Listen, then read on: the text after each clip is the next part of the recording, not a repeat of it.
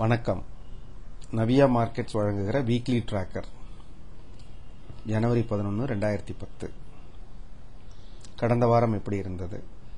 வெள்ளிக்கிழமை முடிவுற்ற போது நிஃப்டி இண்டெக்ஸ் 5245 5245, ஃபியூச்சர்ஸ் 5249, 5 புள்ளிகள் பிரீமியம். ஃபாரின் இன்ஸ்டிடியூஷன் இன்வெஸ்டர்ஸ் மிக அதிகமாக 2400 கோடிக்கு வாங்கியிருக்கிறார்கள். டொமஸ்டிக் இன்ஸ்டிடியூஷன் இன்வெஸ்டர்ஸும் போட்டி போட்டுக்கொண்டு கிட்டத்தட்ட அதே அளவு 2399 கோடிக்கு வாங்கியிருக்கிறார்கள். ஆக ஒரு 5000 கோடிக்கு இவர்களே இன்ஸ்டிடியூஷன்ஸே வாங்கியிருந்த வாரமாக கடந்த வாரம் அமைந்தது. அதன் காரணமாக நாம் முன்பு எச்சரிக்கையாக இருக்க வேண்டும் என்று சொன்ன வால்யூம் ஓரளவு அதிகரித்திருப்பதை இந்த படத்திலே பார்க்கலாம்.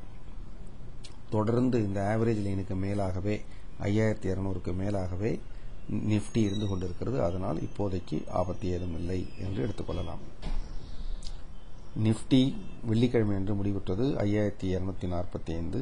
அதற்கான இந்த வாரத்திற்கான சப்போர்ட், முதல் சப்போர்ட் 5160, இரண்டாவது சப்போர்ட் 5040. இதற்கு கீழே போனால் பிரச்சனை. எதற்கு மேல் போக முடியாது. ரெசிஸ்டன்ஸ் 5300, இரண்டாவது ரெசிஸ்டன்ஸ் 5460. இதுவரை போகலாம், தாண்டினால் இதுவும் போகலாம். கடந்த ஒரு வாரத்திலே நிஃப்டி என்பது எந்த அளவிலே உயர்ந்திருக்கிறது சதவீதங்களில்? நிஃப்டி மட்டும் 1%, ஜூனியர் நிஃப்டி கணக்கெடுத்து பார்த்தால் 3%, ஐடி நிஃப்டி -2%, பேங்க் நிஃப்டி 1.5% அதிகரித்திருக்கிறது, மிட் கேப் 2.4% அதிகரித்திருக்கிறது. ஆக ஜூனியர் நிஃப்டியும் மிட் கேப்பும் தான் ஆக்டிவிட்டிஸ் அதிகமாக இருந்த பகுதிகளாக பார்க்க முடிகிறது. வரும் வாரம் எப்படி இருக்கும்?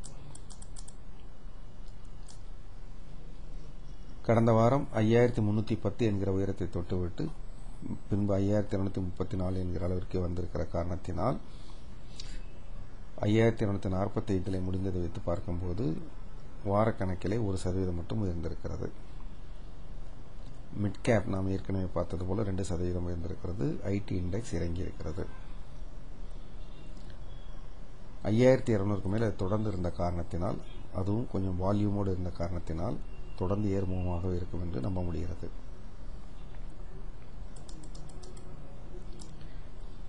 ஐம்பது நாள் மூவிங் ஆவரேஜ் என்பது 14 நாள் மூவிங் ஆவரேஜ் என்பதும் முறையே 5160, 5040 என்கிற அளவுகளில் இருக்கின்றன. அதன் காரணமாக 5300 ரெசிஸ்டன்ஸாக இருக்கும். முன்பு சொன்னது போல இரண்டாவது ரெசிஸ்டன்ஸ் 5460 இருக்கும். அதனால் எப்பொழுதாவது நிஃப்டி இறங்குகிற பொழுது பங்குகளை வாங்கி அல்லது டெரிவேட்டிவ்ஸ் வாங்கி லாங் சைடை இருக்கலாம் என்று சொல்லுகிறோம். 5300 தாண்டுகிற போது அதிகமான அளவிலே புல்ஸ் உள்ளே நுழைவார்கள் என்றும் எதிர்பார்க்கிறோம். அதே சமயம் 5160 ஒரு கால் அது விட்டு கீழே இறங்கினால் அந்த இடத்திலே ஆபத்து தொடங்கலாம்.